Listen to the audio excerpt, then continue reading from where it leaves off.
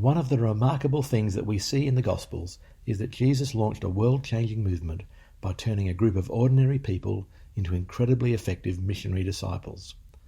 There were many elements to how Jesus did this, but one vital element that has often been overlooked is how Jesus expertly calibrated processes of invitation and challenge. He invited people into relationship and he challenged them to change. Maybe the best example of this can be found in Matthew chapter 16, verses 13 to 25. When Jesus came to the region of Caesarea Philippi, he asked his disciples, "Who do people say the Son of Man is?" They replied, "Some say John the Baptist, others say Elijah, and still others, Jeremiah or one of the prophets." Here, Jesus is being invitational, not challenging.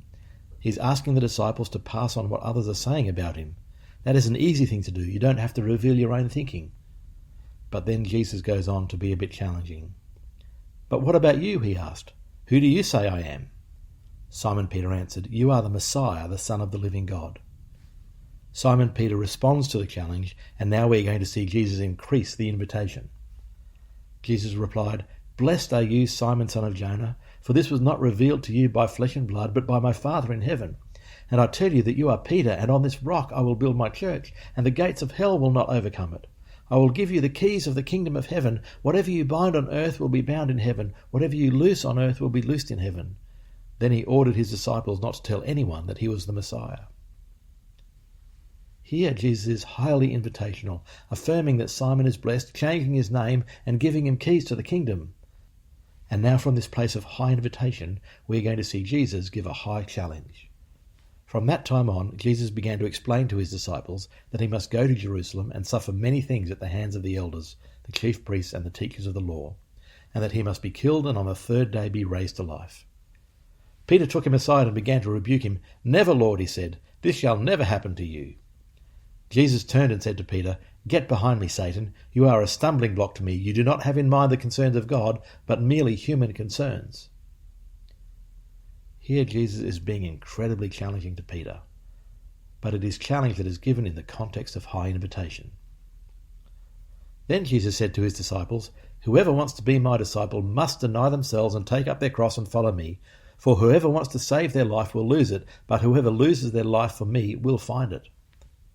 We know from the Gospels, Acts, and early church tradition that over time and through God's grace, the disciples actually grew into people who did this.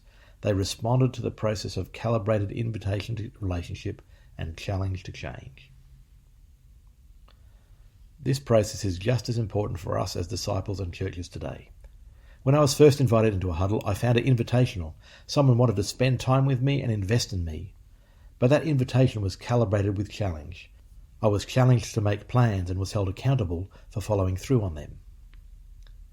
We don't always get the calibration right. One Easter Sunday after church, I invited people to go in pairs to offer Easter eggs to people working in shops near our building. The person I invited to go with me found it very challenging. It was well outside their experience and comfort zone. So I had to reduce the challenge. Just come with me. You don't need to say anything or do anything. Just be with me as I do all the talking. Looking back, I could have calibrated the invitation and challenge better by getting people to practice giving Easter eggs to each other in church before we went to the shops. But the calibration of invitation and challenge also applies to groups. We had been challenging our church through a season of relocation and staff changes, as well as pressing into local mission. We'd even cancelled one Sunday service a month to give people time to be involved in missional communities. We discerned that we needed to calibrate this with increased invitation. We turned our missional community weekend into a Sunday morning brunch for the whole church. We also held a church camp. For 10 months, we deliberately increased the level of invitation in the life of our church before increasing the challenge in a fresh season of mission. Now, to remember the calibration of invitation and challenge, it is helpful to use a matrix. There is a vertical axis that goes from low invitation to high invitation, and there is a horizontal axis that goes from low challenge to high challenge. When we are calibrating invitation and challenge, like Jesus with Peter in Matthew 16, we are in this discipling quadrant and we experience an empowered culture. But individually and in our churches and groups, we often don't calibrate invitation and challenge as well as we could. If the invitation is high but the challenge is low, we will find it is a cozy culture. If the invitation is low but the challenge is high, we will find it is a stressed culture. If both the invitation and challenge is low, we will find it is a bored culture. A great way to use this matrix is to plot on it where you are, personally, as a small group, as a missional community, or even as a whole church. Are you cozy or stressed, or bored or empowered? At a church level, it is not uncommon for a church to be cozy, but then what happens, there is often a staff or leadership team that is stressed, trying to make it cozy for everyone else. Now, if we've located ourselves or our group or church outside the empowered quadrant, we will be hoping we can move straight into that quadrant.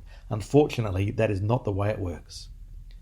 If we are in the cozy quadrant and the challenge to change is increased, it will be a stressful experience, and we will have to travel through the stress quadrant on the way to the empowered quadrant. This is called the valley of the shadow of death. So if you are leading this, don't be surprised when people find it stressful, and make sure you maintain or even increase the level of invitation to relationship during this process.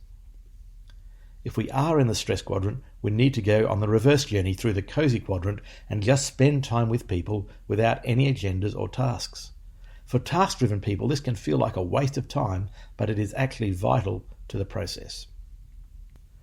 If we are in the bored quadrant, the journey starts by moving into either the cozy or the stressed quadrant.